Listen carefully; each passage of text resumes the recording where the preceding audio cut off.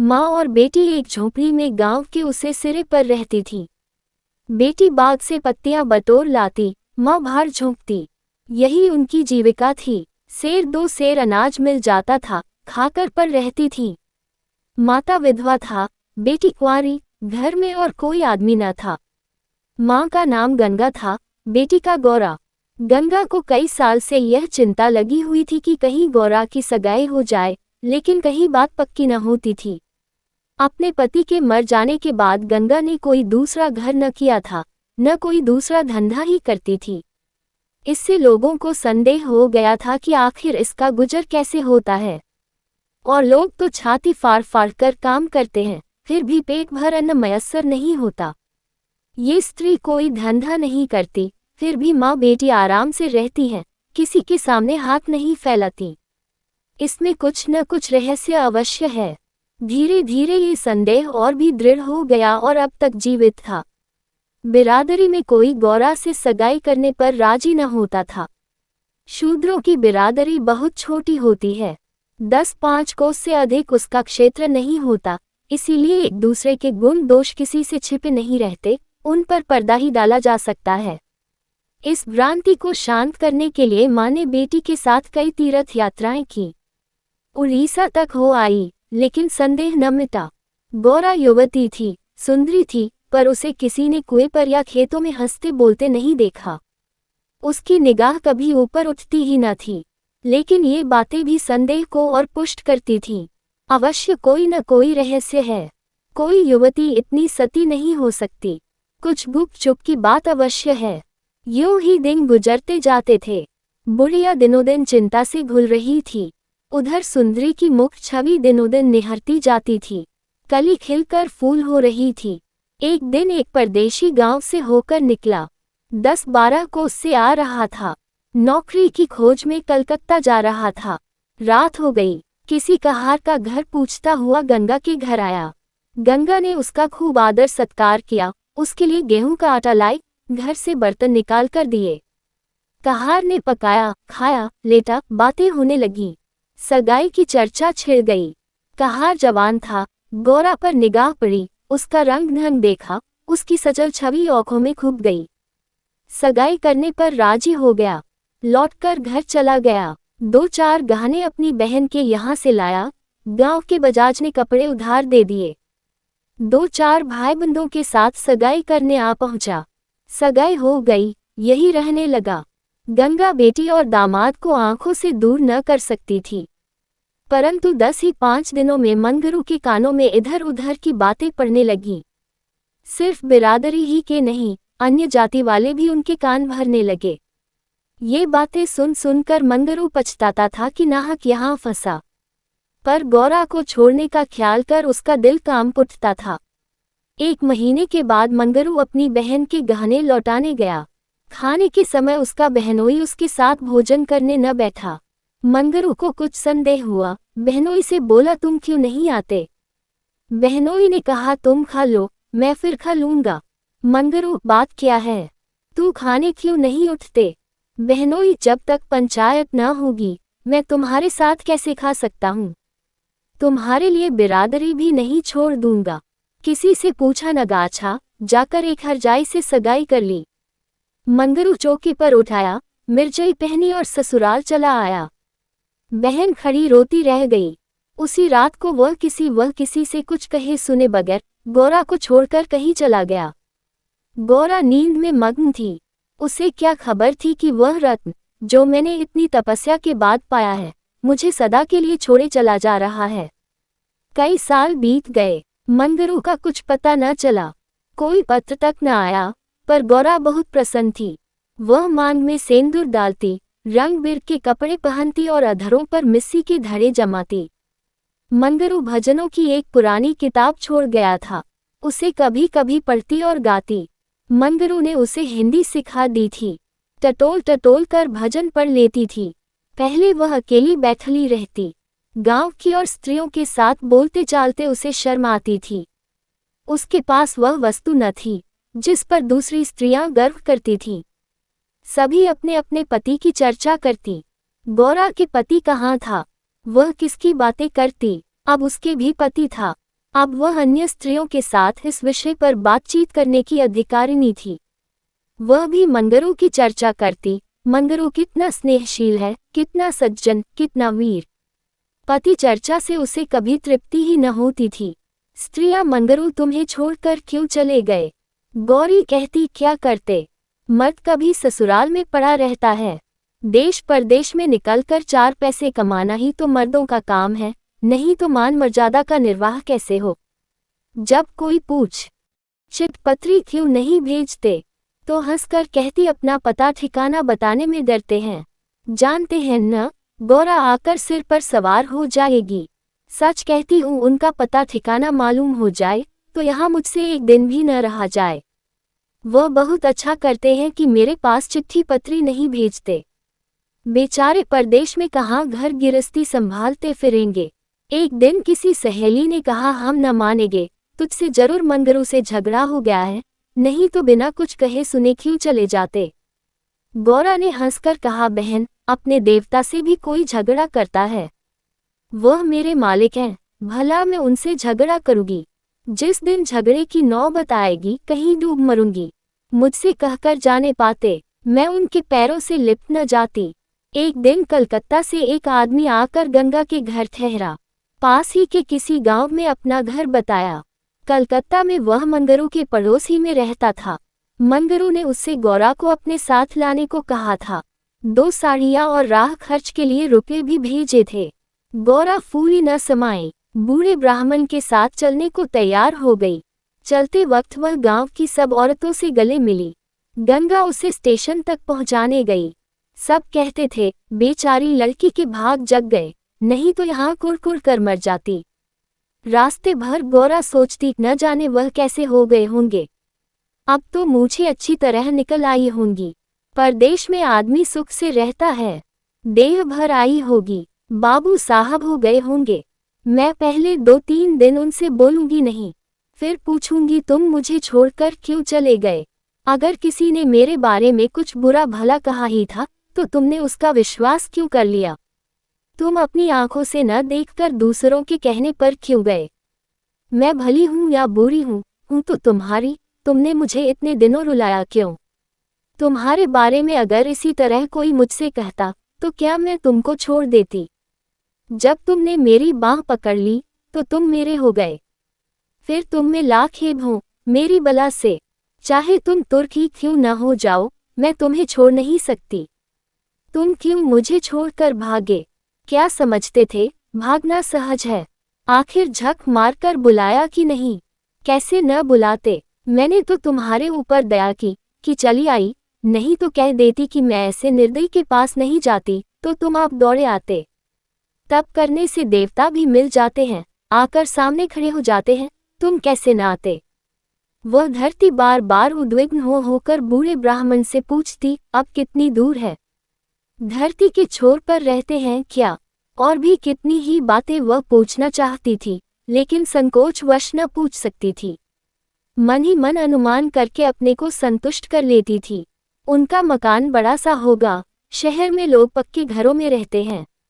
जब उनका साहब इतना मानता है तो नौकर भी होगा। मैं नौकर को भगा दूंगी। मैं दिन भर पड़े पड़े क्या किया करूंगी।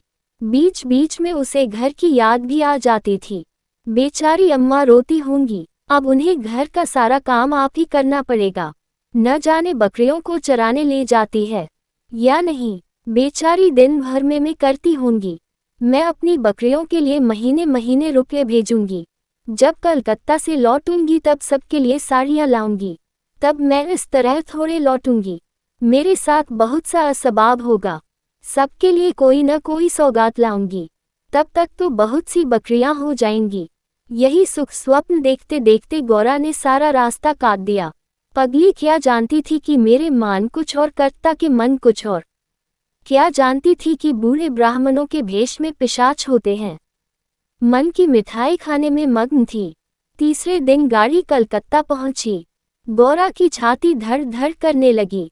वह यही कहीं खड़े होंगे, अब आते ही होंगे, ये सोचकर उसने घूंघट निकाल लिया और संभल बैठी। मगर मंगरू वहां न दिखाई दिया। बूढ़ा ब्राह्मण बोला, मंगरू तो यहाँ नहीं दिखाई देता, मैं चारों ओर छान आया। शायद किसी काम में लग गया होगा, आने की छुट्टी न मिली होगी। मालूम भी तो न था कि हम लोग किसी गाड़ी से आ रहे हैं। उनकी राह क्यों देखें, चलो डेरे पर चलें। दोनों गाड़ी पर बैठकर चले। गौरा कभी तांगे पर सवार न हुई थी। उसे गर्व हो रहा था कि कितने ही बाबू लोग पैदल जा रहे हैं, मैं तांगे पर बैठी हूँ। एक क्षण में गाड़ी मंगरू के डेरे पर पहुंच गई। एक विशाल भवन था, आहता साफ सुथरा, सायाबान में फूलों के गमले रखे हुए थे। ऊपर चढ़ने लगी, विस्मय, आनंद और आशा से। उसे अपनी सुधि ही न थी। सीढ़ियों पर चढ़ते चढ़ते पैर दुखने लगे। ये सारा महल उनका है, किराया बहुत देना पड़ता होगा। रुपये को तो वह कुछ समझते ही नहीं। उसका हृदय धड़क रहा था कि कहीं मंगरू ऊपर से उतरते आ न रहे हों। भी पर भेंट हो गई तो मैं क्या करूंगी। भगवान करे वह पड़े सोते रहे हों, तब मैं जगाऊं और वह मुझे देखते ही हड़बड़ा कर उठ बैठें। आखिर सीढ़ियों का अंत हुआ। ऊपर एक कमरे में गौरा को ले जाकर ब्राह्मण देवता ने बैठा दिया। यही मंगरू का डेरा था, मगर मंगरू यहाँ भी नदारद। कोठरी में केवल एक खाट पड़ी हुई थी। एक किनारे 2-4 बर्तन रखे हुए थे।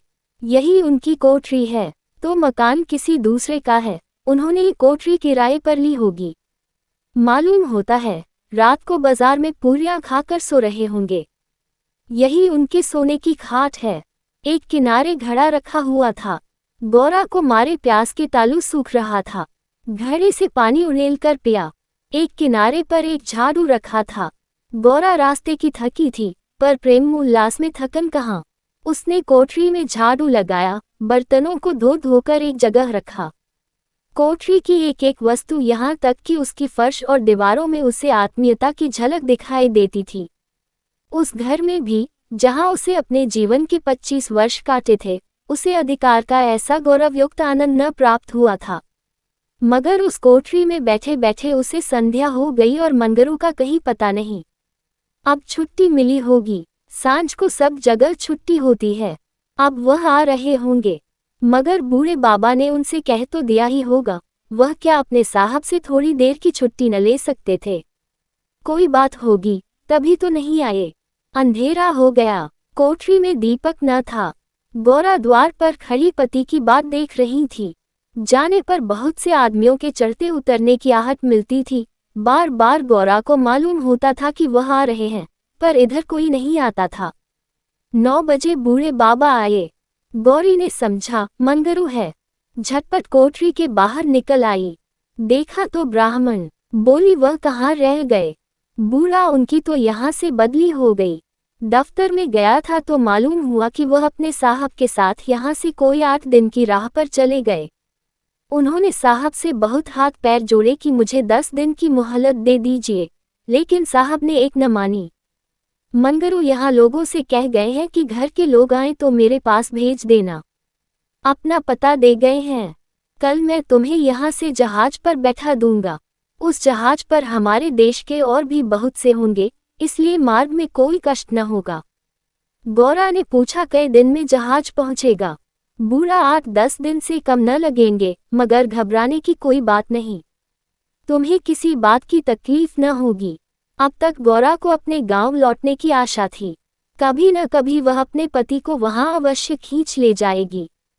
लेकिन जहाज पर बैठाकर उसे ऐसा मालूम हुआ कि अब फिर माता को न देखूंगी, फिर गांव के दर्शन न होंगे। देश से सदा के लिए नाता टूट रहा है।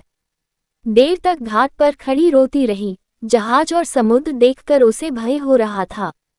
हृदय दहल जाता था। शाम को जहाज खुला। उस समय गौरा का हृदय एक अक्षय भय से चंचल हो उठा।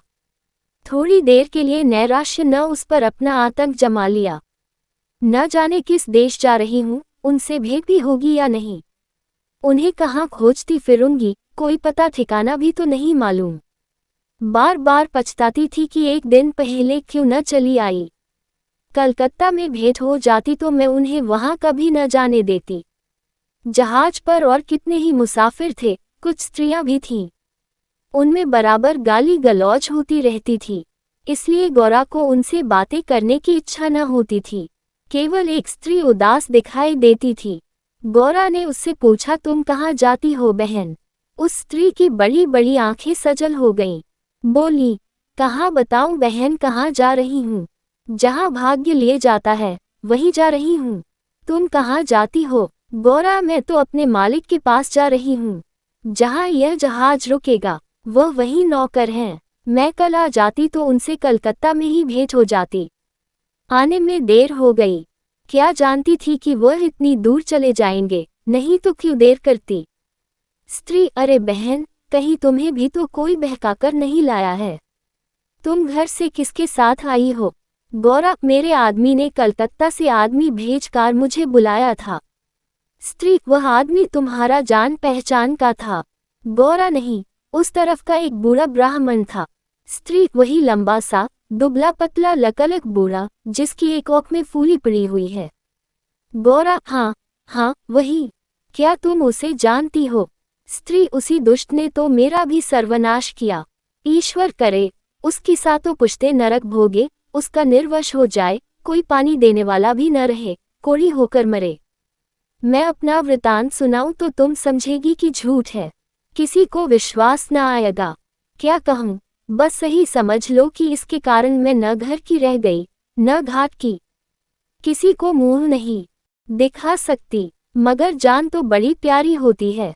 मिर्ज के देश जा रही हूं कि वही मेहनत मजदूरी करके जीवन के दिन काटूं। गौरा के प्राण नहीं में समा गए। मालूम हुआ जहाज अथाह जल में डूबा जा रहा है। समझ गई बूढ़े ब्राह्मण ने दगा की।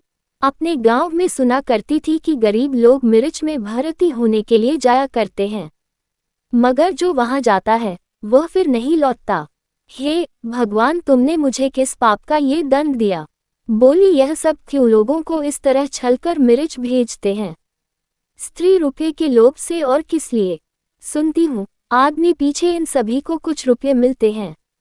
गौरा, मजूरी। गौरा सोचने लगी, अब क्या करूं? यह आशा नौक जिस पर बैठी हुई वह चली जा रही थी, टूट गई थी और अब समुद्र की लहरों के सिवा उसकी रक्षा करने वाला कोई न था। जिस आधार पर उसने अपना जीवन भवन बनाया था वह जलमग्न हो गया। अब उसके लिए जल के सिवा और कहाँ आश्रय है? उसकी अपनी माता की, अपने घर की, अपने गांव की, सहेलियों की याद आती और ऐसी घोर मर्म वेदना होने लगी मानो कोई सर्प अंतस्थल में बैठा हुआ बार बार डस रहा हो। भगवान, अगर मुझे यही यातना देनी थी तो तुमने जन्म ही क्यों दिया था? तुम्हें दुखिया पर दया नहीं आती? जो पिसे हुए हैं उन्हीं को पीसते हो। करुण स्वर से बोली, तो अब क्या करना होगा बहन? स्त्री, ये तो वहां पहुंचकर मालूम होगा। अगर मजूरी ही करनी पड़ी तो कोई बात नहीं, लेकिन अगर किसी ने कुदृष्टि से देखा तो मैंने निश्चय कर लिया है कि या तो उसी के प्राण ले लूंगी या अपने प्राण दे दूंगी। ये कहते कहते उसे अपना वृतांत सुनाने की वह उत्कट इच्छा हुई जो दुखियों को हुआ करती है। बोली, मैं बड़े घर की बेटी और उससे भी बड़े घर की बहू हूं, पर अभागिनी। विवाह के तीसरे ही साल पतिदेव का देहांत हो गया। चित्त की कुछ ऐसी दशा हो गई कि नित्य मालूम होता कि वह मुझे बुला रहे हैं। पहले तो आँख झपकते ही उनकी मूर्ति सामने आ जाती थी, लेकिन फिर तो ये दशा हो गई कि जागृत दशा में भी रह रहकर उनके दर्शन होने लगे। बस यही जान पड़ता था कि वह साक्षात खड़े बुला रहे हैं।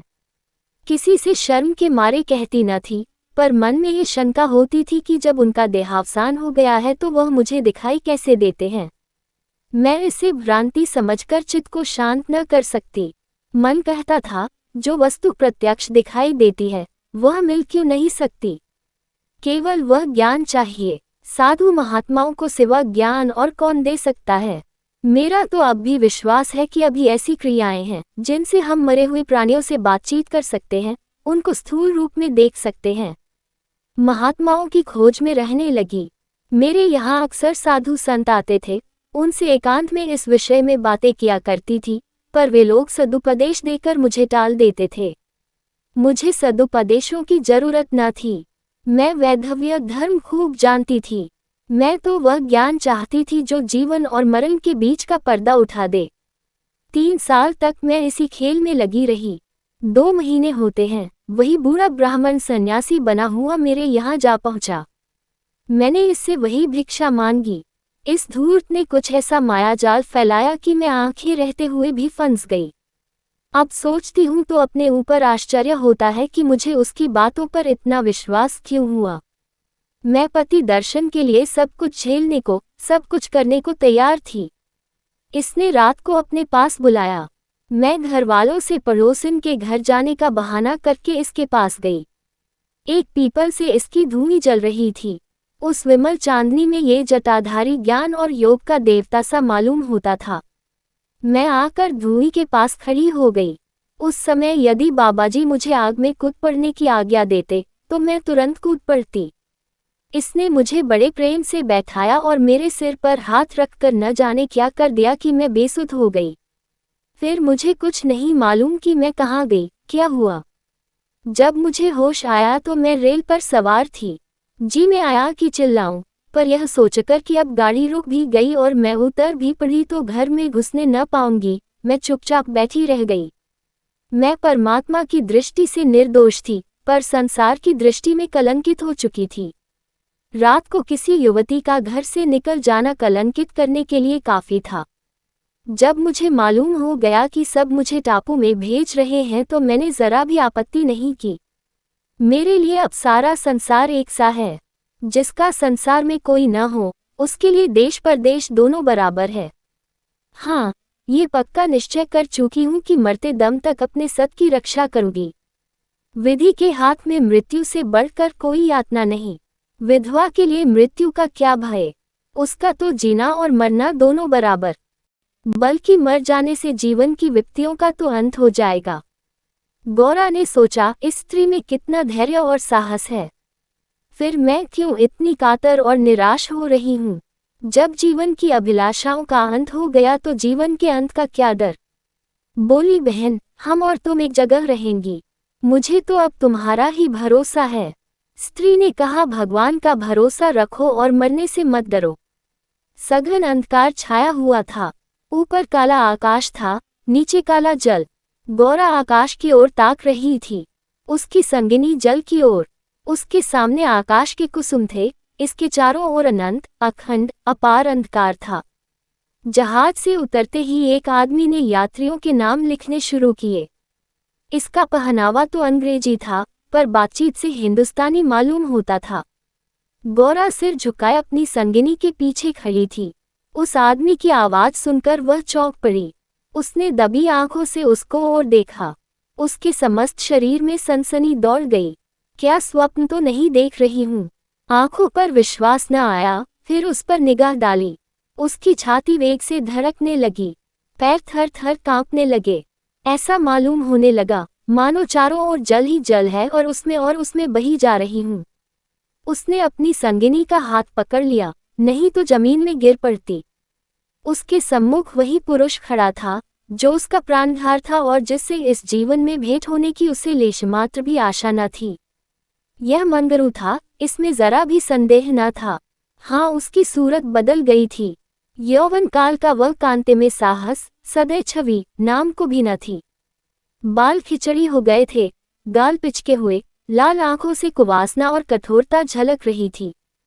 पर था वह मंगरू। गौरा के जी में प्रबल इच्छा हुई कि स्वामी के पैरों से लिपट जाऊं। चिल्लाने का जी चाहा, पर संकोच ने मन को रोका। बूढ़े ब्राह्मण ने बहुत ठीक कहा था। स्वामी ने अवश्य मुझे बुलाया था और आने से पहले यहाँ चले आए। उसने अपनी संगिनी के कान में कहा, बहन, तुम उस ब्राह्मण को व्यर्थ ही बुरा कह रही थी। यही तो वह है जो यात्रियों के नाम लिख रहे हैं। स्त्री साच खूब पहचानी हो। गौरा, बहन, क्या इसमें भी हो सकता है। स्त्री, तब तो तुम्हारे भाग जग गए, मेरी भी सुधि लेना। गौरा, भला बहन, ऐसा भी हो सकता है कि यहाँ तुम्हें छोड़ दूं। मंगरू यात्रियों से बात बात पर बिगड़ता था, बात बात पर गालियां देता था। कई आदमियों को ठोकर मारे और कई को केवल गांव का जिला न बता सकने के कारण धक्का देकर गिरा दिया। गौरा मन ही मन गड़ी जाती थी, साथ ही अपने स्वामी के अधिकार पर उसे गर्व भी हो रहा था। आखिर मंगरू उसके सामने आकर खड़ा हो गया और कुचेष्टापूर्ण नेत्रों से देखकर बोला, तुम्हारा क्या नाम है। गौरा ने कहा, गौरा। मंगरू चौंक पड़ा, फिर बोला, घर कहाँ है। मदनपुर, जिला बनारस। ये कहते कहते हंसी आ गई। मंगरू ने अब की उसकी ओर ध्यान से देखा। तब लपक कर उसका हाथ पकड़ लिया और बोला, गौरा तुम यहाँ कहाँ, मुझे पहचानती हो? गौरा रो रही थी, मुँह से बात न निकलती। मंगरू फिर बोला, तुम यहाँ कैसे आई? गौरा खड़ी हो गई, आंसू पोंछ डाले और मंगरू की ओर देखकर बोली, तुम्ही ने तो बुला भेजा था। मंगरू, मैं तो 7 साल से यहाँ हूँ। गौरा, तुमने उसे बूढ़े ब्राह्मण से मुझे लाने को नहीं कहा था। मंगरू, कह तो रहा हूँ, मैं 7 साल से यहाँ हूँ, मरने पर ही यहाँ से जाऊंगा। भला तुम्हें क्यों बुलाता? गौरा को मंगरू से इस निष्ठुरता का आशा न थी। उसने सोचा, अगर यह सत्य भी हो कि इन्होंने मुझे नहीं बुलाया, तो भी इन्हें मेरा यूं अपमान न करना चाहिए था। क्या वह समझते हैं कि मैं इनकी रोटियों पर आई हूँ? ये तो इतने ओछे स्वभाव के न थे। शायद दर्जा पाकर इन्हें मद हो गया है। नारी सुलभ अभिमान से गर्दन उठाकर उसने कहा, तुम्हारी इच्छा हो तो अब यहाँ से लौट जाऊं, तुम्हारे ऊपर भार बनना नहीं चाहती। मंगरू कुछ लज्जित होकर बोला, अब तुम यहाँ से लौट नहीं सकती गौरा। यहाँ आकर बिरला ही कोई लौटता है। ये कहकर वह कुछ देर चिंता में मग्न खड़ा रहा, मानो संकट में पड़ा हुआ हो कि क्या करना चाहिए। उसकी कठोर मुखाकृति पर दीनता का रंग झलक पड़ा। तब कातर स्वर से बोला, जब आ ही गई हो तो रहो, जैसी कुछ पड़ेगी देखी जाएगी। गौरा, जहाज फिर कब लौटेगा? मंगरू, तुम यहाँ से 5 बरस के पहले नहीं जा सकती। गौरा, क्यों, क्या कुछ जबरदस्ती है? मंगरू, हाँ, यहाँ का यही हुक्म है। गौरा, तो फिर मैं अलग मजूरी करके अपना पेट पालूंगी। मंगरू ने सजल नेत्र होकर कहा, जब तक मैं जीता हूँ तुम मुझसे अलग नहीं रह सकती। गौरा, तुम्हारे ऊपर भार बनकर न रहूंगी। मंगरू, मैं तुम्हें भार नहीं समझता गौरा, लेकिन ये जगह तुम जैसी देवियों के रहने लायक नहीं है, नहीं तो अब तक मैंने तुम्हें कब का बुला लिया होता। वही बूढ़ा आदमी जिसने तुम्हें बहकाया, मुझे घर से आते समय पटने में मिल गया और झांसे देकर मुझे यहाँ भर्ती कर दिया। तब से यही पड़ा हुआ हूँ। चलो मेरे घर में रहो, वहाँ बातें होंगी। ये दूसरी औरत कौन है? गौरा, यह मेरी सखी है, इन्हें भी बूढ़ा बहका लाया। मंगरू, ये तो किसी कोठी में जाएंगी, इन सब आदमियों की बाँट होगी। जिसके हिस्से में जितने आदमी आएंगे उतने हर एक कोठी में भेजे जाएंगे। गौरा, ये तो मेरे साथ रहना चाहती हैं। मंगरू, अच्छी बात है, इन्हें भी लेती चलो। यात्रियों के नाम तो लिखे ही जा चुके थे। मंगरू ने उन्हें एक चपरासी को सौंपकर दोनों औरतों के साथ घर की राह ली। दोनों ओर सघन वृक्षों की कतारें थी। जहां तक निगाह जाती थी ऊख ही ऊख दिखाई देती थी। समुद्र की ओर से शीतल निर्मल वायु के झोंके आ रहे थे। अत्यंत सुरम्य दृश्य था, पर मंगरू की निगाह उस ओर न थी।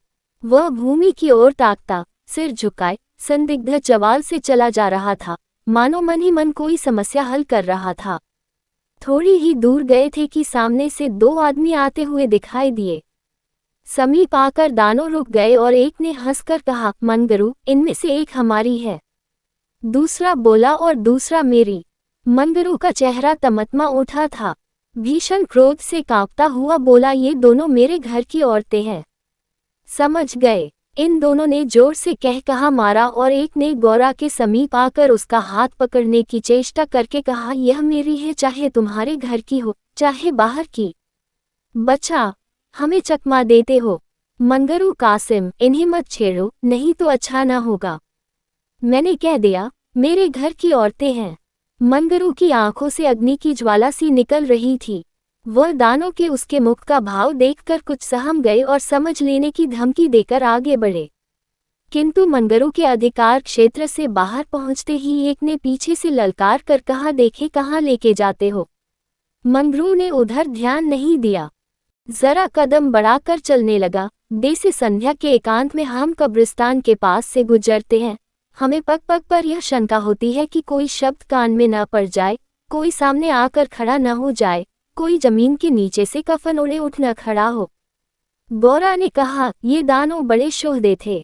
मंगरू, और मैं किस लिए कह रहा था कि यह जगह तुम जैसी स्त्रियों के रहने लायक नहीं है। सहसा दाहिनी तरफ से एक अंग्रेज घोड़ा दौड़ाता आ पहुंचा और मंगरू से बोला, वेल जमादार, ये दोनों औरतें हमारी कोठी में रहेगा। हमारे कोठी में कोई औरत नहीं है। मंगरू ने दोनों औरतों को अपने पीछे कर लिया और सामने खड़ा होकर बोला, साहब, ये दोनों हमारे घर की औरतें हैं। साहब, ओहो, तुम झूठा आदमी, हमारे कोठी में कोई औरत नहीं और तुम दो ले जाएगा। ऐसा नहीं हो सकता। गौरा की ओर इशारा करके इसको हमारी कोठी पर पहुंचा दो। मंगरू ने सिर से पैर तक कांपते हुए कहा, ऐसा नहीं हो सकता। मगर साहब आगे बढ़ गया था, उसके कान में बात न पहुंची। उसने हुक्म दे दिया था और उसकी तामील करना जमादार का काम था। शेष मार्ग निर्विघ्न समाप्त हुआ। आगे मजूरों के रहने के मिट्टी के घर थे। द्वारों पर स्त्री पुरुष जहां तहां बैठे हुए थे। सभी इन दोनों स्त्रियों की ओर घूरते थे और आपस में इशारे करते हंसते थे। गौरा ने देखा, उनमें छोटे बड़े का लिहाज नहीं है, न किसी की आंखों में शर्म है। एक भदैसले और ने हाथ पर चिलम पीते हुए अपनी पड़ोसिन से कहा, 4 दिन की चांदनी, फिर अंधेरी पाक। दूसरी अपनी चोटी गूंथती हुई बोली, कलो है न। मंगरू दिन भर द्वार पर बैठा रहा, मानो कोई किसान अपने मटर के खेत की रखवाली कर रहा हो। कोठरी में दोनों स्त्रियां बैठी अपने नसीबों को रही थी। इतनी देर में दोनों को यहाँ की दशा का परिचय कराया गया था। दोनों भूखी प्यासी बैठी थीं। यहाँ का रंग देखकर भूख प्यास सब भाग गई थी। रात के 10 बजे होंगे कि एक सिपाही ने आकर मंगरू से कहा, चलो, तुम्हें जन साहब बुला रहे हैं। मंगरू ने बैठे बैठे कहा, देखो नब्बी, तुम भी हमारे देश के आदमी हो। कोई मौका पड़े तो हमारी मदद करोगे न? जाकर साहब से कह दो, मंगरू कहीं गया है, बहुत होगा जुर्माना कर देंगे। नब्बी, न भैया, गुस्से में भरा बैठा है, पिए हुए हैं, कहीं मार चले तो बस, चमड़ा इतना मजबूत नहीं है। मंगरू, अच्छा तो जाकर कह दो, नहीं आता। नब्बी, मुझे क्या, जाकर कह दूंगा, पर तुम्हारी खैरियत नहीं है कि बंगले पर चला। यही वही साहब थे जिनसे आज मंगरू की भेंट हुई थी। मंगरू जानता था कि साहब से बिगाड़ करके यहाँ एक क्षण भी निर्वाह नहीं हो सकता। जाकर साहब के सामने खड़ा हो गया। साहब ने दूर से ही डांटा, वह औरत कहाँ है? तुमने उसे अपने घर में क्यों रखा है? मंगरू, हजूर, वह मेरी ब्याहता औरत है। साहब, अच्छा, वह सरा कौन है? मंगरू, वह मेरी सगी बहन है हजूर। साहब, हम कुछ नहीं जानता, तुमको लाना पड़ेगा। दो में से कोई, दो में से कोई। मंगरू पैरों पर गिर पड़ा और रो रो कर अपनी सारी राम कहानी सुना गया। पर साहब जरा भी न पसीजे। अंत में वह बोला, हुजूर, वह दूसरी औरतों की तरह नहीं है। अगर यहाँ आ भी गई तो प्राण दे देंगी। साहब ने हंसकर कहा, ओ, जान देना इतना आसान नहीं है। नब्बी, मंगरू, अपनी दांव रोते क्यों हो? तुम हमारे घर नहीं घुसते थे, अब भी जब घात पाते हो, जब पहुँचते हो, अब क्यों रोते हो? एजेंट, ओ, ये बदमाश है, अभी जाकर लाओ, नहीं तो हम तुमको हंटरों से पीटेगा। मंगरू, हुजूर जितना चाहे पीट ले, मगर मुझसे ये काम करने को न कहें जो मैं जीते जी नहीं कर सकता। एजेंट, हम 100 हंटर मारेगा। मंगरू, हुजूर 1000 हंटर मार ले, लेकिन मेरे घर की औरतों से न बोल ले। एजेंट नशे में चूर था। हंटर लेकर मंगरू पर पिल पड़ा और लगा सरासर जमाने। 10-12 कोड़े मंगरू ने धैर्य के साथ सहे, फिर हाय हाय करने लगा। देह की खाल फट गई थी और मांस पर चाबुक पड़ता था, तो बहुत चबत करने पर भी कंठ से आरित ध्वनि निकल आती थी। तो और अभी 100 में कुछ 15 चाबुक पड़े थे। रात के 10 बज गए थे। चारों ओर सन्नाटा छाया था और उस नीरव अंधकार में मंगरू का करुण विलाप किसी पक्ष की भांति आकाश में मुंडला रहा था। वृक्षों के समूह भी हतबुद्धि से खड़े मौन रोन की मूर्ति बने हुए थे। यह पाषाण हृदय लंपट, विवेक शून्य जमादार इस समय एक अपरिचित स्त्री के सतीत्व की रक्षा करने के लिए अपने प्राण तक देने को तैयार था, केवल इस नाते कि यह उसकी पत्नी की संगिनी थी। वह समस्त संसार की नजरों में गिरना गंवारा कर सकता था, पर अपनी पत्नी की भक्ति पर अखंड राज्य करना चाहता था। इसमें अनुमात्र की कमी भी उसके लिए असह्य थी। उस अलौकिक भक्ति के सामने उसके जीवन का क्या मूल्य था? ब्राह्मणी तो जमीन पर ही सो गई थी, पर गौरा बैठी पति की बात जो रही थी। अभी तक वह उससे कोई बात नहीं कर सकी थी। 7 वर्षों की विपत्ति कथा कहने और सुनने के लिए बहुत समय की जरूरत थी और रात के सिवा वह समय फिर कब मिल सकता था। उसे ब्राह्मणी पर कुछ क्रोध सा आ रहा था कि यह क्यों मेरे गले का हार हुई। इसी के कारण तो वह घर में नहीं आ रहे हैं। यकायक वह किसी का रोना सुनकर चौंक पड़ी। भगवान, इतनी रात गए कौन दू खका मारा रो रहा है। अवश्य कोई कहीं मर गया है। वह उठकर द्वार पर आई और यह अनुमान करके कि मंगरू यहाँ बैठा हुआ है, बोली, वह कौन रो रहा है, जरा देखो तो। लेकिन जब कोई जवाब न मिला तो वह स्वयं कान लगाकर सुनने लगी। सहसा उसका कलेजा धक से हो गया। तो यह उन्हीं की आवाज है। अब आवाज साफ सुनाई दे रही थी। मंगरू की आवाज थी। वह द्वार के बाहर निकल आई। उसके सामने एक गोली के अंपे पर एजेंट का बंगला था। उसी तरफ से आवाज आ रही थी, कोई उन्हें मार रहा है। आदमी मार पड़ने पर ही इस तरह रोता है। मालूम होता है वही साहब उन्हें मार रहा है। वह वहां खड़ी न रह सकी, पूरी शक्ति से उस बंगले की ओर दौड़ी। रास्ता साफ था। एक क्षण में वह फाटक पर पहुंच गई। फाटक बंद था। उसने जोर से फाटक पर धक्का दिया, लेकिन वह फाटक न खुला और कई बार जोर जोर से पुकारने पर भी कोई बाहर न निकला। तो वह फाटक के जंगलों पर पैर रखकर भीतर कूद पड़ी और उस पार जाते ही उसने एक रोमांचकारी दृश्य देखा। मंगरू नंगे बदन बरामदे में खड़ा था और एक अंग्रेज उसे हांटरों से मार रहा था। गौरा की आंखों के सामने अंधेरा छा गया। वह एक छलांग में साहब के सामने जाकर खड़ी हो गई और मंगरू को अपने अक्षय प्रेम सबल हाथों से ढांक कर बोली, सरकार, दया करो, इनके बदले मुझे जितना मार लो, पर इनको छोड़ दो। एजेंट ने हाथ रोक लिया और उन्मत्त की भांति गौरा की ओर कई कदम आकर बोला, हम इसको छोड़ दे तो तुम मेरे पास रहेगा। मंगरू के नथने फड़कने लगे। यह पामक, नीच अंग्रेज मेरी पत्नी से इस तरह की बातें कर रहा है।